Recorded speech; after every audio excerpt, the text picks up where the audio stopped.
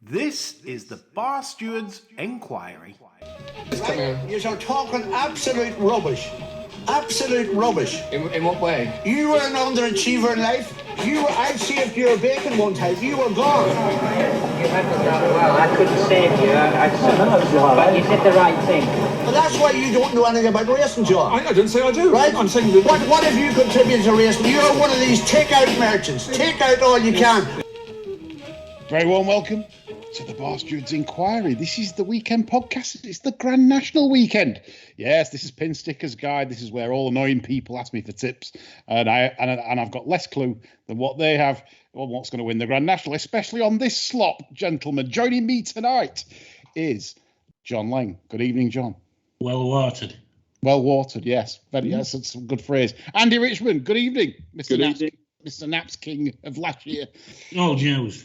Oh. Yeah, quite right. Very Current Naps King. In fact, this is a good show because we have got the three Naps Kings on this show. I'm not one of them, not surprisingly. It's Quentin Franks. Good evening, Quentin. Evening, Lee. Yeah. You got two farmer Naps Kings. Yeah. and the Naps King. He's getting a little bit. He's getting a little bit shirty about this, isn't he? He loves it. He absolutely loves it. Has he been down the pub all afternoon? He might be defending his crown. I think he's up for this. He's up for this season. We've not had a repeat winner.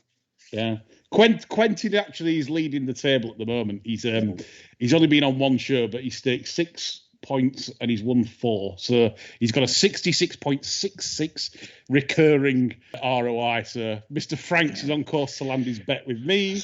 It's all downhill from now. No, I'm not having that. False modesty. Right, okay, let's get on with the show. This is the part where we give our 3 best bets, and then we'll get on to the TV racing to finish. We'll try and give you a Grand National winner. I'll kick the show off then. I'll try and give you a Grand National winner. And it's at prices. We go to the Grand National. And given the state of the ground, which after watering from the Clark and rainfall, is going to make conditions rather testing tomorrow. And it's interesting that 2 Grand Nationals that were run since modified on testing ground were dominated by the lighter weighted horses. So obviously, I don't think I'd want to back a big weight around there, slugging that lot around in the slop. So for that reason, I'm going for 2 sort of lesser weighted horses that'll enjoy the ground and obviously stay very well. In a 0.5 point win on each. Cocoa Beach is the first one for Gordon Elliott. That will like the slop. Back to form last time out. Jumps for fun. Nothing not to like. You'll get a great run for your money. It'll be out and away on the front end, which seems to be suiting quite well on an Aintree this week. And the second one is Cloudy Glen of the Witch with Charlie Dutch in the saddle. Nothing wrong with this at all. Having finished 3rd in a Grand National trial back at Haydock, when obviously clearly not that off 28-1, weakening on the running, obviously needed it. You can ignore the last run, pulled up at Cheltenham. It was basically that wasn't his race. It was never there to basically do anything, I don't think. And I think now they come here off. So if you ignore the last run, this has got a very loud squeak because it goes in the ground, will stay. And has got a lightweight, and Venetia knows what she's doing, winning the National before. So I think this has been laid out for it. So that's 0.5 points win on Cloudy Glen and Cocoa Beach at Betfair SP. I think we'll get a nice juicy Betfair SP probably on both of those. Okay, that kicks us off with some big prices. QF coming to you. I'm going to kick it off, Lee, with... where am I going? 1930 Wolverhampton. Weak enough race this is. 3-year-olds only, 0 to 65 over 9.5. Didn't particularly like Peaceful Night in it. Thought she'll do better pedigree-wise this season, but she had the run of things at Nottingham on the right part of the track and was a bit hangy under pressure. Cariad seems to have shown her hand already. Mama Star, is progressive and will likely be ahead of her mark. Small field scenario kind of concerns me, and she was a bit hangy last time out when winning at Wolverhampton. The horse I'm going to have a little stab at is Hourless.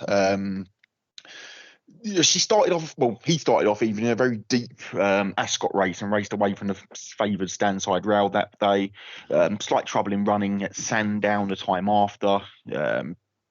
And then Lingfield came back after had been gelded 8 or so months off the track. Came back after being gelded. Ended up 3 deep and wide without cover.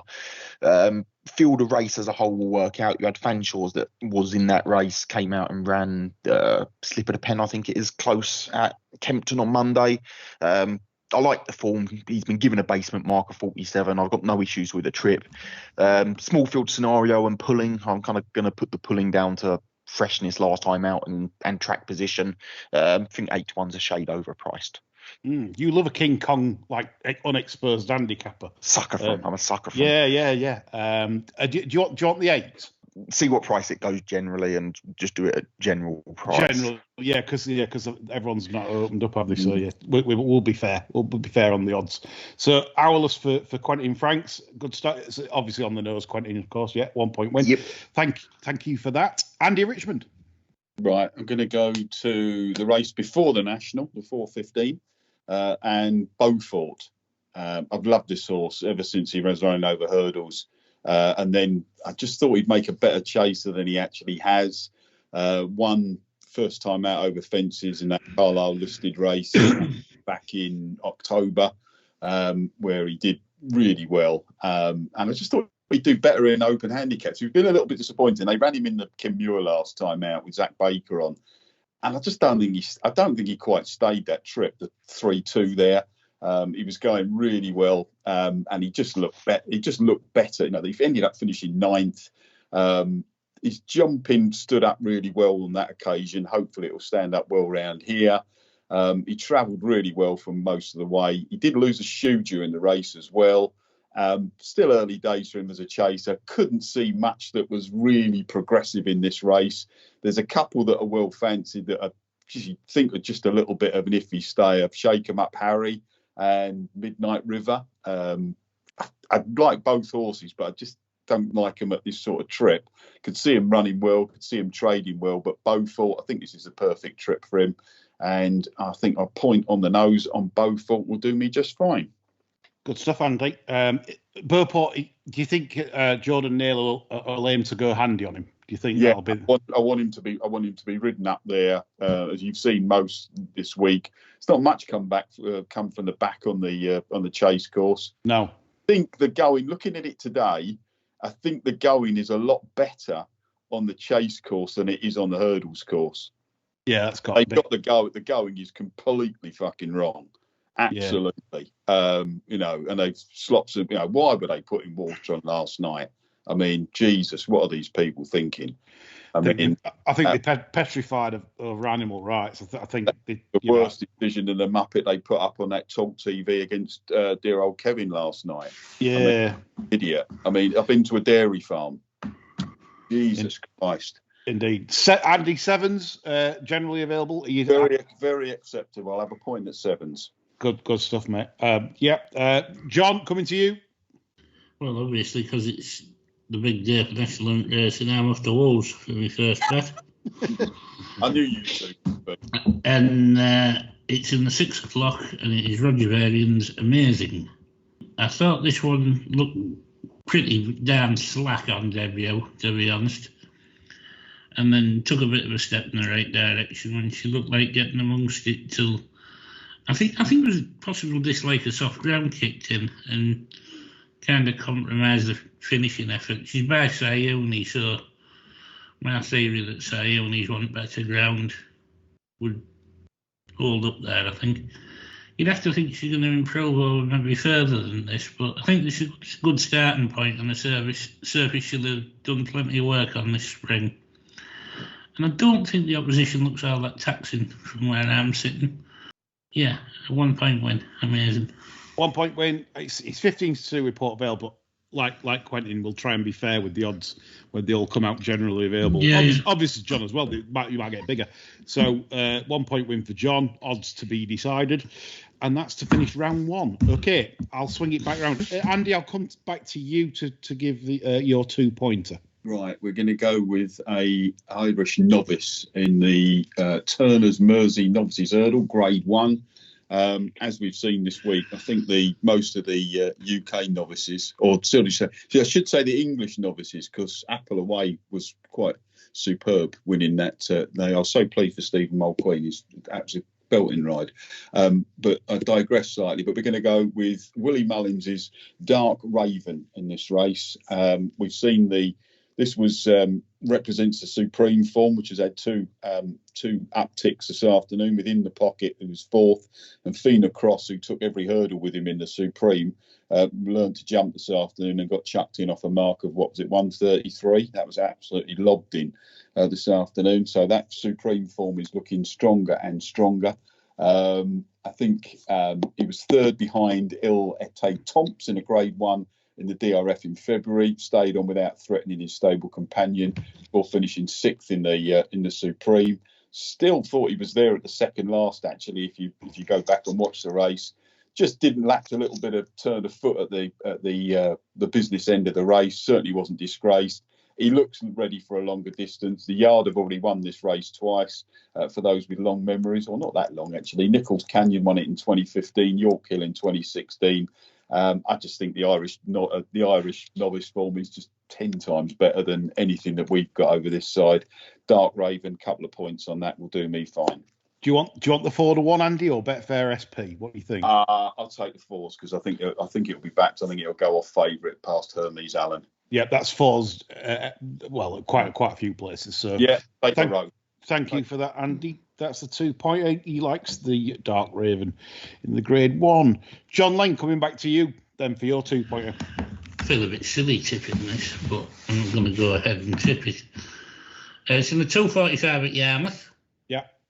And it's from our mate, the Dropout King, Charlie's Choice, for Mr. Sim Cock. Oh, yeah, I mentioned this in a sectionals thing, yeah. Go on, John, sorry. Yeah, well, we've got Spenny replacing Callum Shepherd, second term out. And no doubt this one will be attempted to come from well off the pace. Yeah. And given the current climate, it might be a case of we shouldn't have backed this.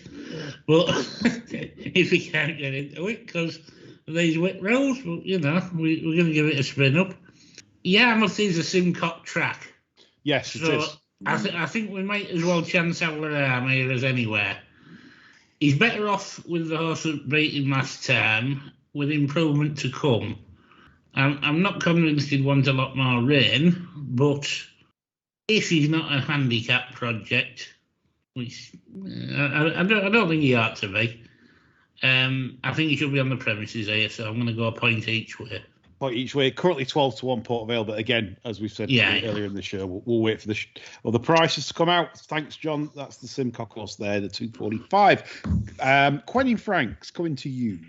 All these runners on a Saturday, 2 flat meetings, runners over the sticks, and it's amazing that me and John have landed on the same one.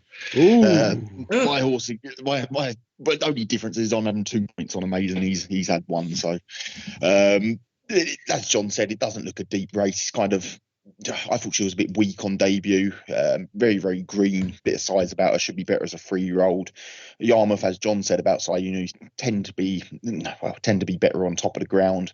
And she travelled really well at Yarmouth. Wheels kind of spun late after going without cover out wide. So I think Stanside was the place to be that day. She stumbled on a weak enough heat here, and I kind of think the market's put her in at a price that they think they're going handicapping with her. I think she's more than capable of winning here. Tranquil Rose had the run of the race, very steadily run affair. Wasn't the moral winner on the day there, and I know she seemed sharp enough. Did some things wrong, but seemed sharp enough. I'm not sure there's going to be that first to second start progression in her. Gold as glass, pretty small, was well positioned behind the headwind at Newmarket, and that doesn't look a deep Newmarket race either. And then Sale and Silverbird, made in London, they come from the same Kempton novice, and the time was modest enough, and I don't think it's anything to write home about that form. I thought Amazing would be a bit shorter, so 2 points win. 2 points win and a klaxon. We haven't got the wheezing horse, John, the asthmatic horse for the klaxon sound, but no, we love a klaxon, and it's a nice price as well. If we had that asthmatic horse on, we'd have them animal rights fuckers after us. So what you're doing, that horse should be on a respirator. Yes. And right, I'll finish the round off then. Going against John at Yarmouth with, and I've pinched this from the brilliant Quentin Franks, really, because I mentioned Charlie's Choice on the sectionals, and that was good. They ran in the same race. Dasho Lenny, that for me is the one to beat here, because I really feel Quentin makes a great case. Subscribe on Patreon and you'll find out. Shameless plug. No, but Quentin did make a great point, because he said about they also had a champagne entry, and they're not the type of sort of gang to just throw out big entries like that. Came out at Lingfield, clocked some very impressive late sectionals, suggested it's got quite a bit about it. The front two look strong, I agree, because I like the third, Charlie's Choice, John's bet, in the race for the similar reason. And I'm not ruling Charlie's Choice out in getting a lot closer, but I just think Dasho Lenny just has that bit of pizzazz, and by territories, obviously they go very well on soft ground, and I think that's going to be pivotal. And with the brilliant Harry Davies taking 3 off, just to Nick Quentin's preview really on Patreon, I thought that was very fair indeed at sort of 3-1 plus. It's 3-1 with Port Vale. If it's anything around that, that's a good price. So Dasho Lenny for me, 2 points win. Okay, kick the 3-pointers off. Where shall I go to? Andy Richmond. We're going away from Aintree, going to Newcastle. You didn't expect me to go to Wolves or blooming Yarmouth. No, not really, no. There's a place that should be bombed. Yarmouth. Yeah. Caravan site as well next to it. Stand it. Well, no, and you usually get Tomo commentating. Or attempting to commentate. What an absolute carsy that was last week. Stevie Wonder could have done a better job. Yeah, it was awful. Gone at the game. That was absolutely, It was watching it on Safax, Andy. It was just that was the worst racecourse commentary I've ever heard. It was. I mean, when Jim McGrath went, Jim McGrath were on the drink, of course, and it's like you could tell these commentaries were just he'd gone, but at least he had the grace to sort of admit he'd gone and retired. Tomo just keeps carrying on. He's been gone about 20 years, but anyway, it was awful. Anyway, he must be coming up 80 now, isn't he? He's got to be mid-70s, ain't he, Andy? I looked it up the other day. I reckon I would be a buyer at 70. Yeah, I think I would be 72. 72. All right. Well, he looks about 72. I'm going with. I'll Google it afterwards. Yeah. Well, we might Google it in a minute, but we're going to go to Newcastle, the 325, and Dutch trainer. Taj Collier, isn't it? Blue Hawaii. I quite liked her win last time out at Sedgefield. I thought she went with an absolute ton in hand, to be honest with you, on the Sedgefield slot under Sean Quinlan. They'd given her a spin on the flat the time before, and I thought she jumped really well. So slightly left, but I mean that won't be a problem round here. Made some smooth headway, still on a good mark. The other one I quite like in the race, High Moon. And if there was any cash for Evander, I'd be slightly worried, because that is absolutely chucked in at the moment. Should get a good lead into the race off Bushy Park. Tonto Spirit won't be winning until we see Cartmel again, which will be in a couple of months' time. Arthur's Keith badly handicapped now. I think Blue Hawaii she's still on a good mark. She won with a ton in hand last time out. 3 points win. I think there was a bit of 9-4, but there was only a couple of places prior to that. I think Hills had 9-4 and Denise had about 6-4, something like that. So just price it up when it's fair. But I'll have 3 points win on Blue Hawaii, because I think she's got an absolute ton in hand. Good stuff, Andy. So we'll see when the prices come out properly, what price we can give you. But 9-4 with Hills currently top price for your max bet. Good stuff. Like it. Okay, coming to... I'll go with me, actually. I'm going to take on Quentin in terms of the 17:30 at Wolves. And I'm very, very keen on Joseph Parr's Kilcoming against Quentin's Hourless. Being put at 10s by Port Vale. I don't think this is going to be 10s. And This horse, it is a bit tricky. That it's been gelded, which I'm hoping helps. It has looked a tricky conveyance. But anyone watches the debut, watch the debut and see the ability. There's plenty there. It's a lot better than 65. It'll improve a lot, I think, for age. Given its pedigree, and I think 10 furlongs again. It's what it wants, and this isn't a great race. I think the Bowie horse, and we know how good Bowie is, but I agree with Quentin on this. I think it's very beatable is the fab. I don't think this is one of these this is going to win 4 or 5. I could be wrong. I don't like taking him on too much. But when it's 11 to 10 and it's an horse that really you didn't really like last time, I thought there'd be an angle into this. Quentin's found Hourless and I found Kilcoming. So we're two-pronged in this. Quentin's Hourless, I'm Kilcoming, 10 to 1 bet 365. But of course, we don't know if that's going to be the fair price to give. But I am 3 points win on the nose. There we go. Quentin Franks.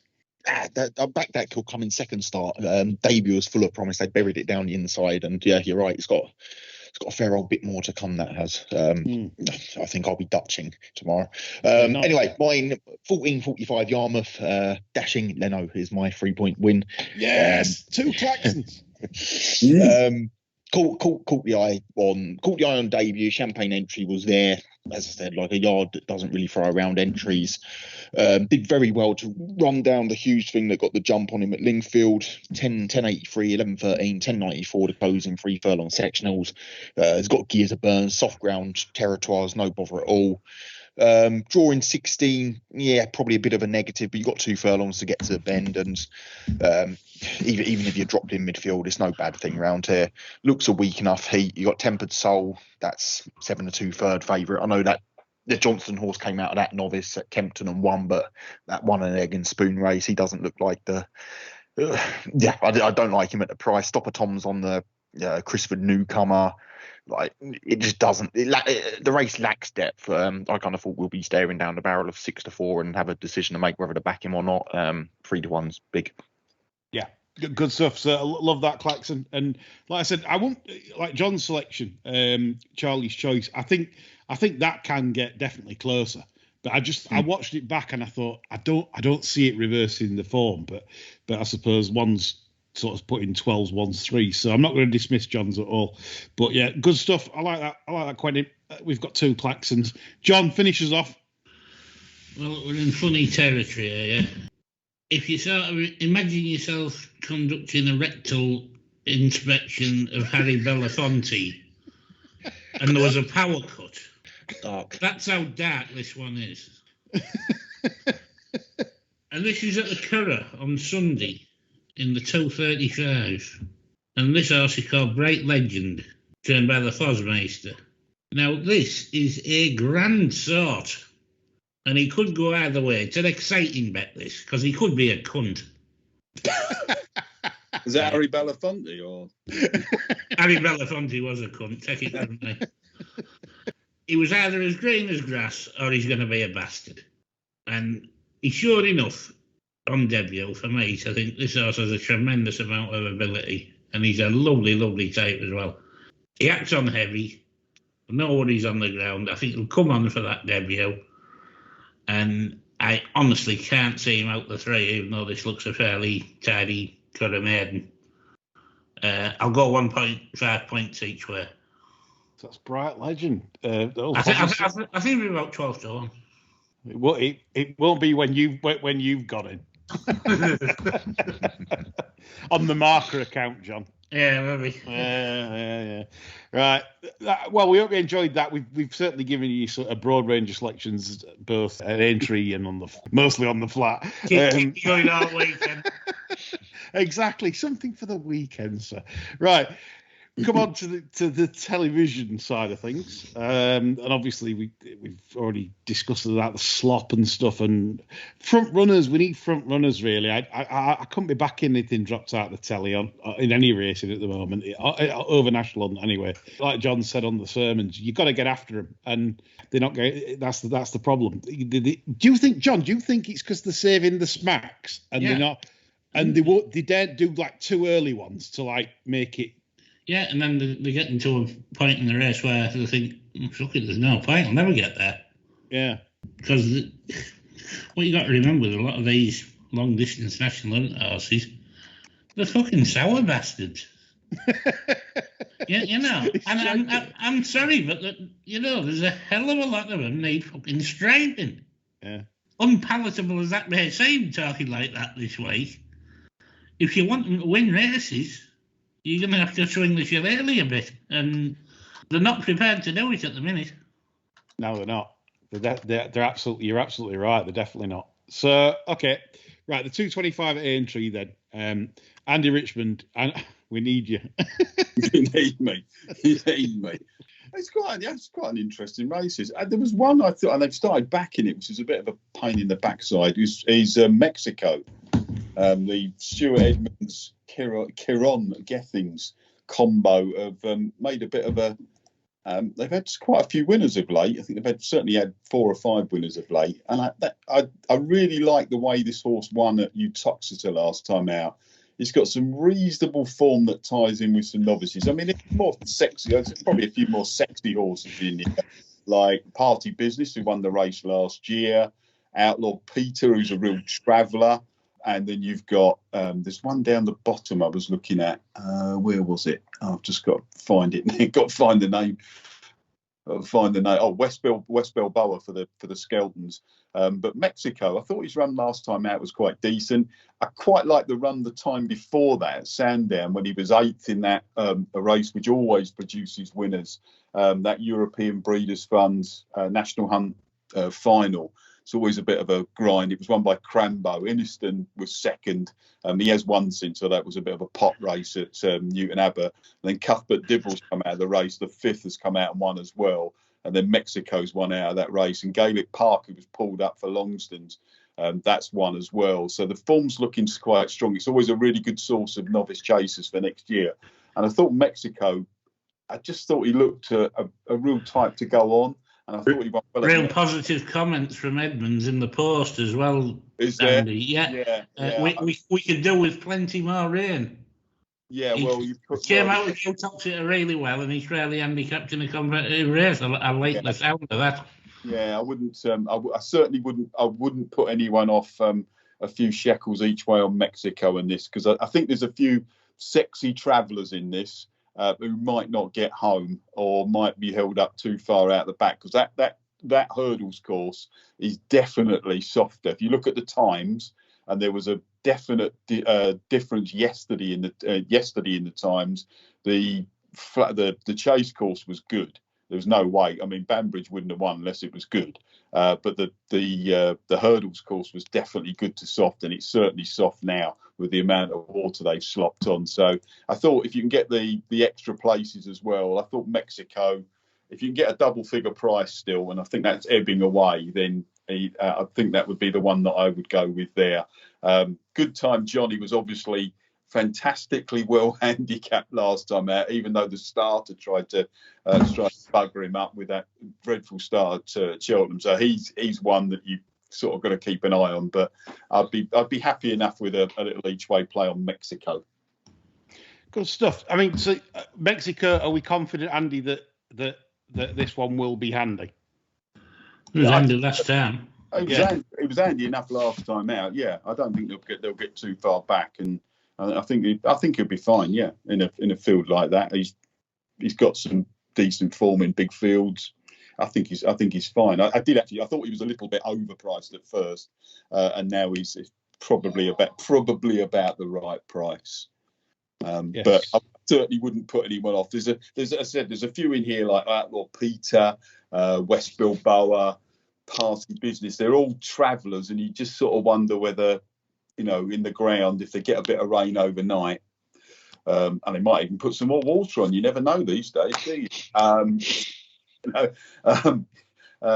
Kirkland might have got loose on the course or something. Then I just wonder they get out. I thought Mexico, it's perfect, 3 miles for him. Don't mind the jockey or the trainer combination. And there's a fair bit of dead wood in the race as well. I thought he was reasonable. I saw he was getting backed earlier on and did take a little bit each way at sort of 12. Good stuff. I like it. Quentin, anything to add? One that was, the horse well, Glimpse of Gala. I thought this might be a step above her pay grade, but she responds to pressure well. Ground will suit no bother, and she's likely to be ridden handy. Bradley Roberts, good jockey, he's back on top. Might throw a few quid at that. It's probably like 50 plus on the machine. West Balboa, I think, is well handicapped on the Lanzarote. They had her in grade ones at Cheltenham, opted to give Cheltenham a swerve and come to Aintree.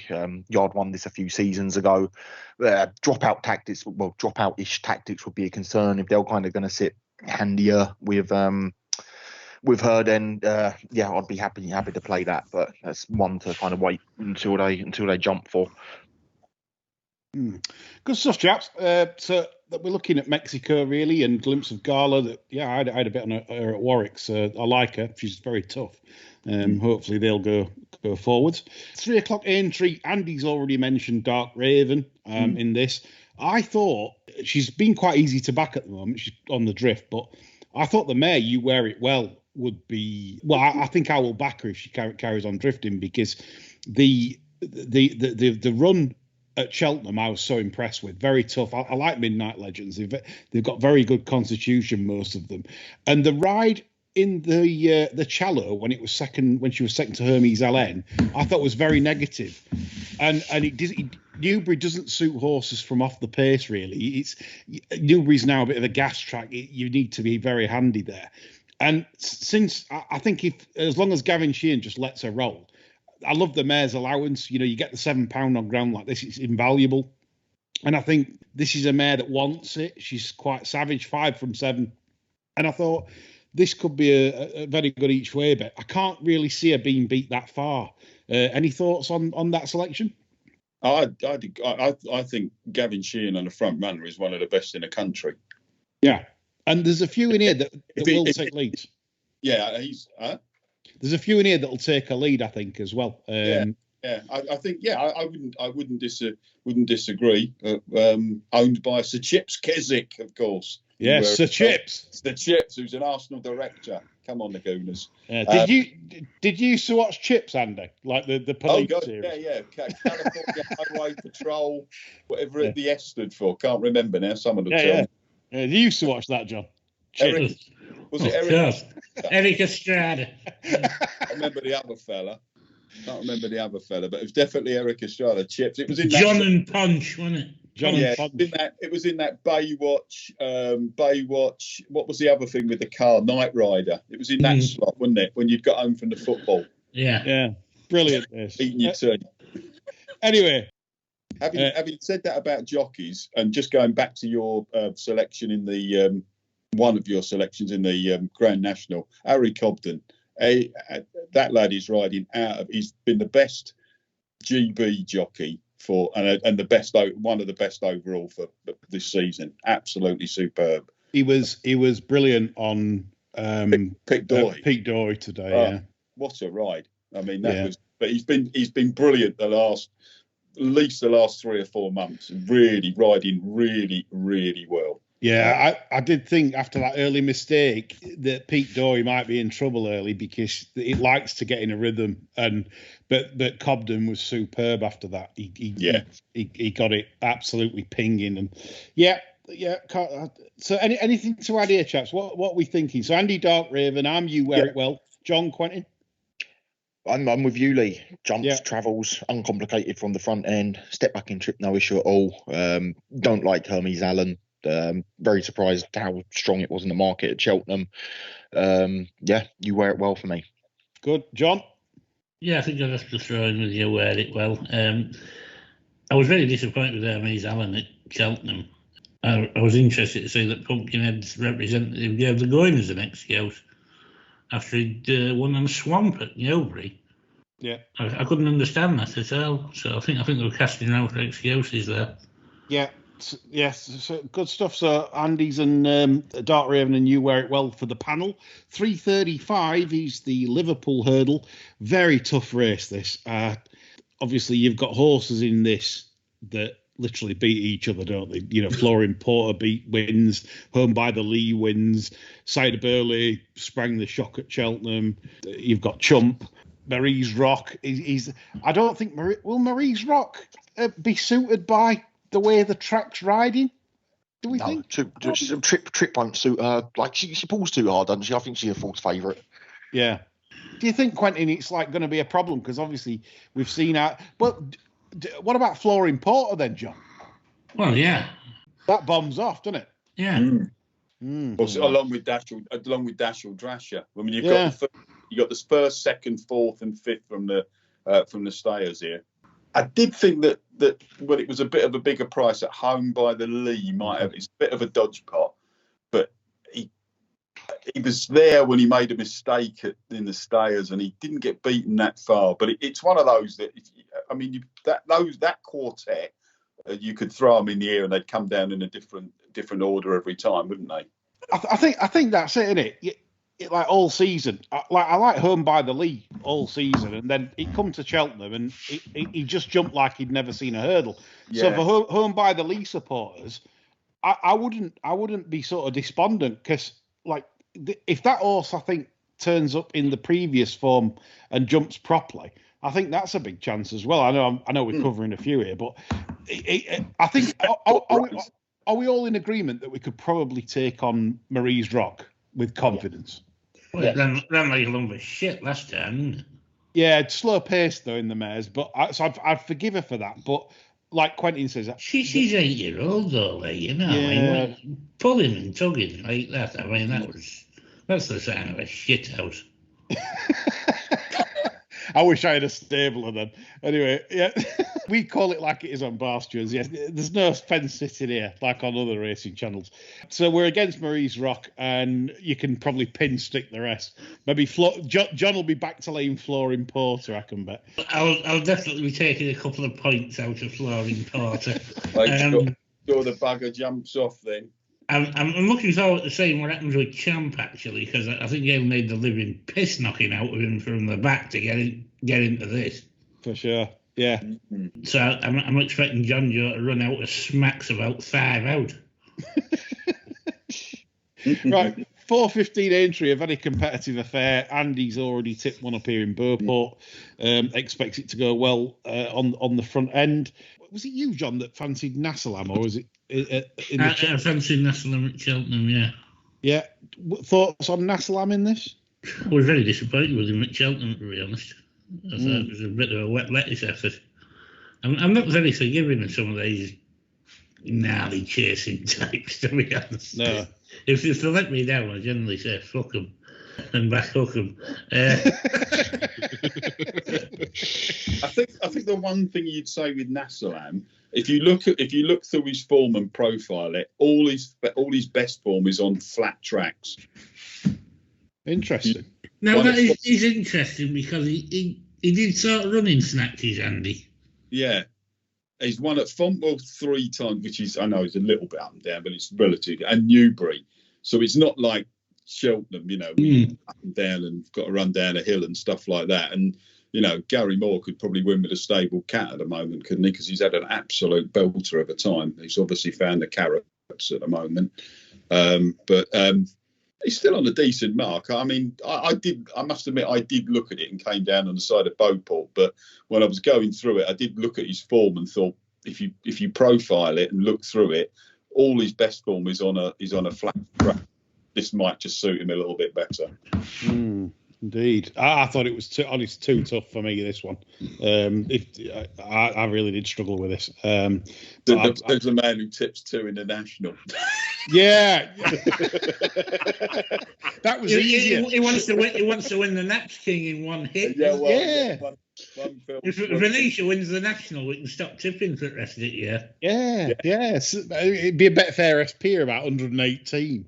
Yeah, that'll be it, won't it? It'll be all over. Yeah. Start a new one. Yeah, it'd be like a Saddam Bradman innings, Like. Can we have a buy-in? Like they do in poker. We'll have to have a buy-in. That's 5:15 at Aintree, which is the big one. Let's have some prices here, right? So what odds are you giving that the animal rights protesters managed to disrupt the race? What are we saying? Quentin, what's your price? Like to price it, probably 2 to 1. They managed to disrupt it. 2 to 1. I think it'd be locked down pretty tight. Yeah, as in disrupt. As in, are we talking about like get onto the course itself? Yeah, you got to get onto the course, get onto the actual national course. Yeah. There's a lot of it. And it's during the race. Either during the race or just before they're about to start.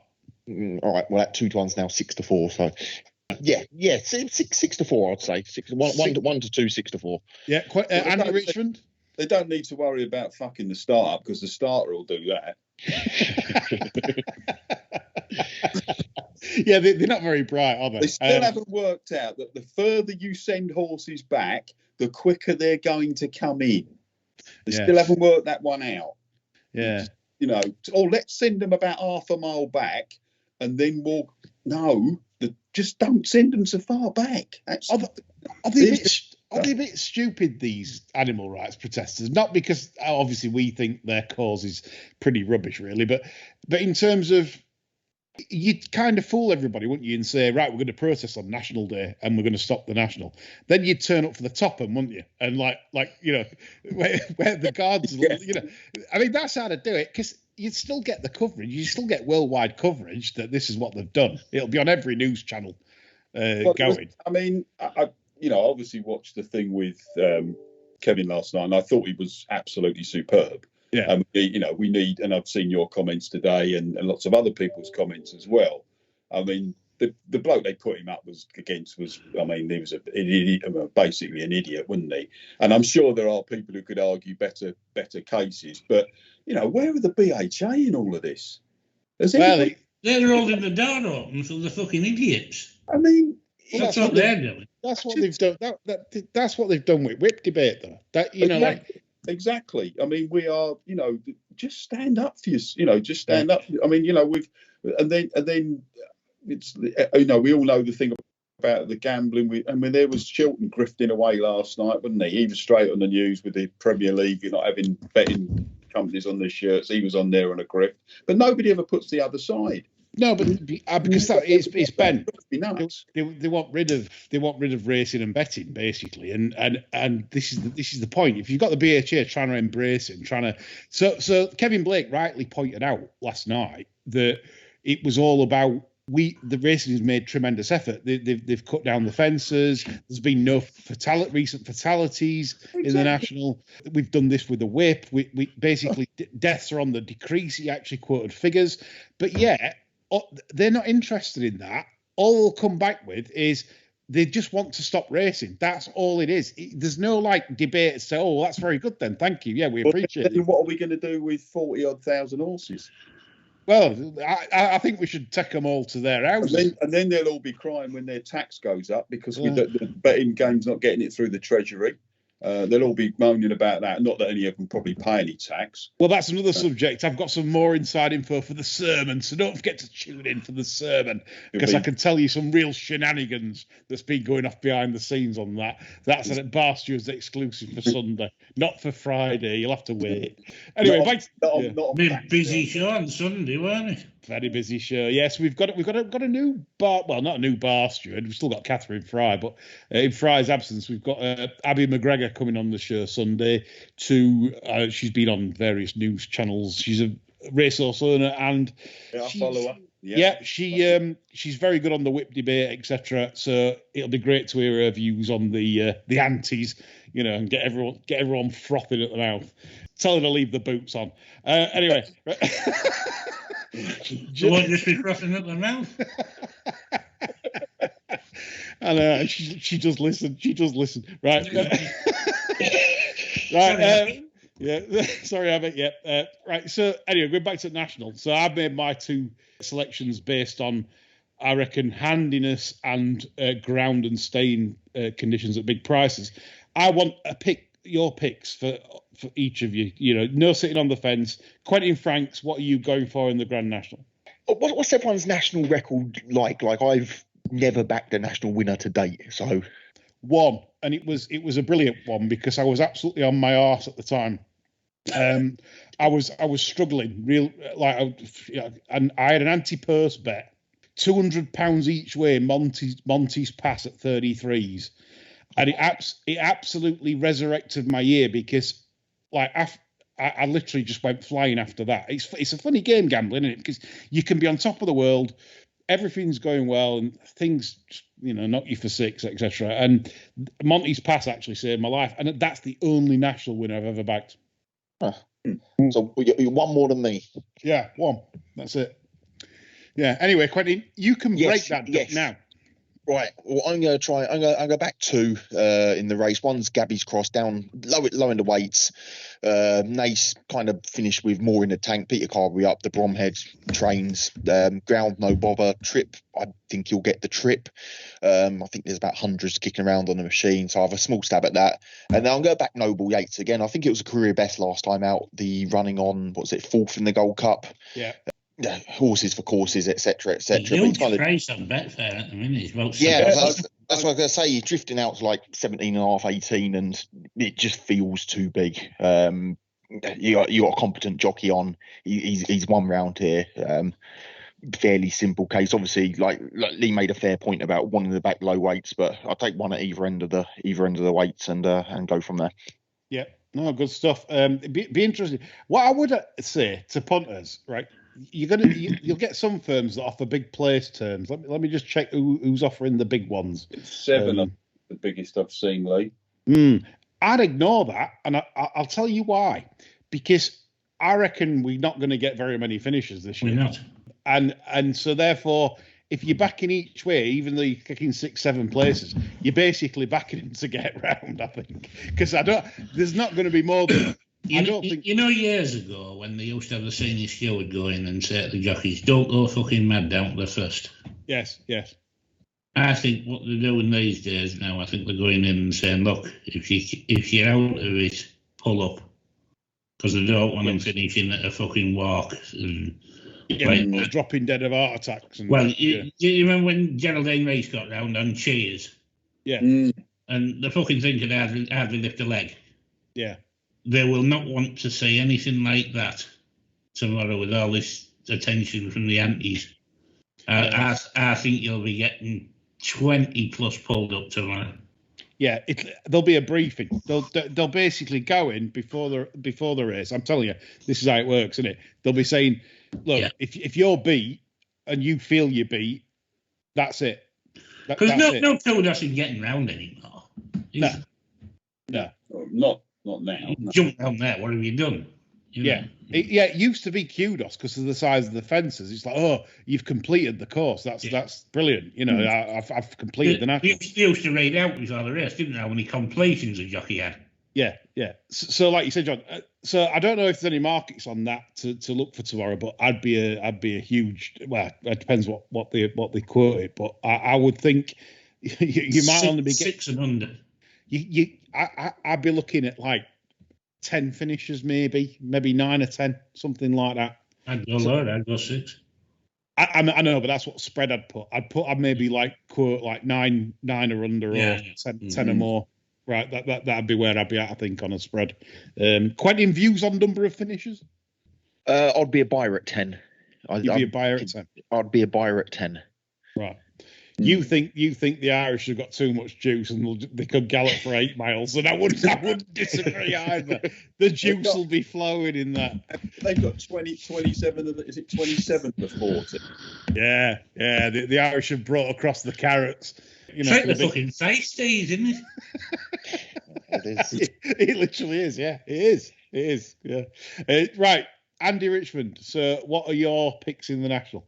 Well, I have lucked out because I had a little bet on Ain't That a Shame quite a while ago at 33s, and obviously darling Rachel has been well back today, so I should be shoveling that back and having a free bet on that.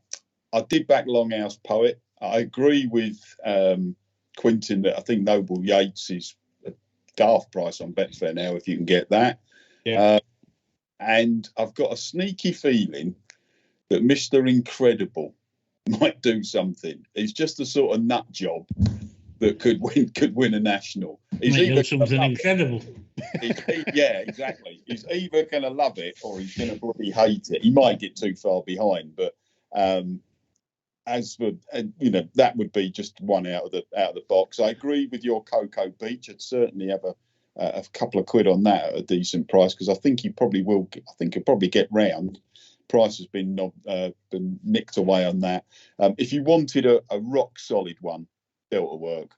Yeah, I mean, if it weren't for absolutely. Yeah, 11.4 is not too bad, really, is it? Yeah, it's not too bad. It's not great, but I think he had a bit left in the tank after winning the old cross country.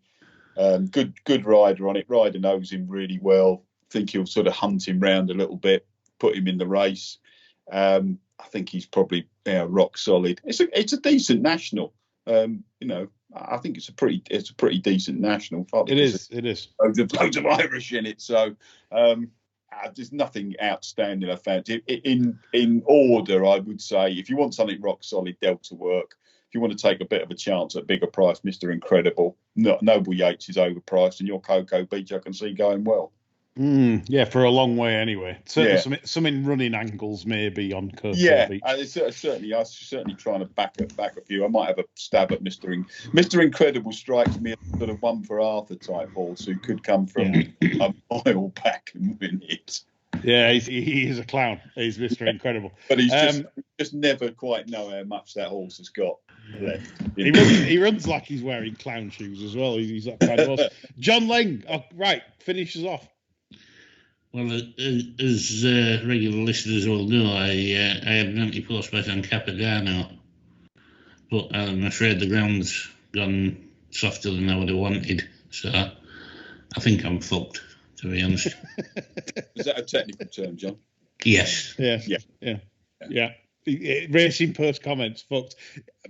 I mean, the thing is, John, remember, just going back on things like that, do you remember like when Racing Post used to say things like, for an horse that had like obviously a fatality, it was like destroyed. Do you remember that? Yeah. Jump well, 5 lengths clear. Fell heavily, 2 out, destroyed. I don't think you get that anymore. Oh, just brought back memories. All this anti-brigade are bringing back memories. All the anti-lot probably read that, and that's what set them up. Destroyed. Look at this, they're fucking destroyed, aren't they? Destroyed.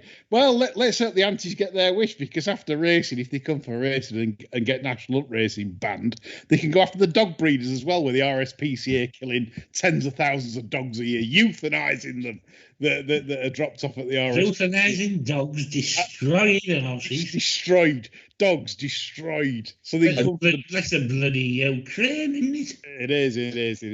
I did see a news article that Peter Webb from BetAngel had posted on Twitter that it was it 20,000 cows in America got bombed or something. Perhaps it was the lad who went to the dairy farm. I don't know. Yeah, burnt alive. 20,000. Well, the napalm or something. I think there was a chemical fire or something at the old dairy farm. Jesus. Ban milk. Yeah, ban milk. It's disgraceful. There's cows dying for milk. We don't need milk. Right. You can have the almond milk, can't you? Yeah. Soya milk. It's horrible. Anyway, this is like shit, John. This is turned into a sermon, but it's a good show. So John, have you got a selection for the national as like a new one? Well, if pushed, I would say maybe the big dog can probably travel up there, stays well, on the ground. But I'm just going to sulk and watch a fucking Western or something, I think. Yeah, he will as well. He people think he's messing. He actually will. He probably will. He'll sit on. He's got a chaise longue at home. He'll lay on that and stick something like Clint Eastwood. And watch that anyway. Right. I think that's about any other business for the weekend, chaps. Anything else to add? Yarmouth 1630 El Royale. They got the Outlaw on, claiming 5 off of him. He's by Helevin. Sire notoriously bad with an all-weather record. It's his first turf start. He's very heavy topped and just kind of looks the type to thrive when the mud is flying. He's been putting at 6-1, which looks a bit big in a weak enough heat. They've kind of had him entered at various places this week, Catterick, Nottingham, and have opted to come here. And they got an entry next week as well with him. So, I think he'll be going close tomorrow. What one was that? El Royale in the 1630. Billy the Kid. Billy the Kid on as well for the extra 5 to make sure. It's Quentin to make sure, the extra 5 to make sure. Exactly. Yeah. Quentin each way a pleasure at that. Sixes into 11:08 tomorrow, and everyone's staring at the 2.48 on the machine going, do I stick or twist? Anyway.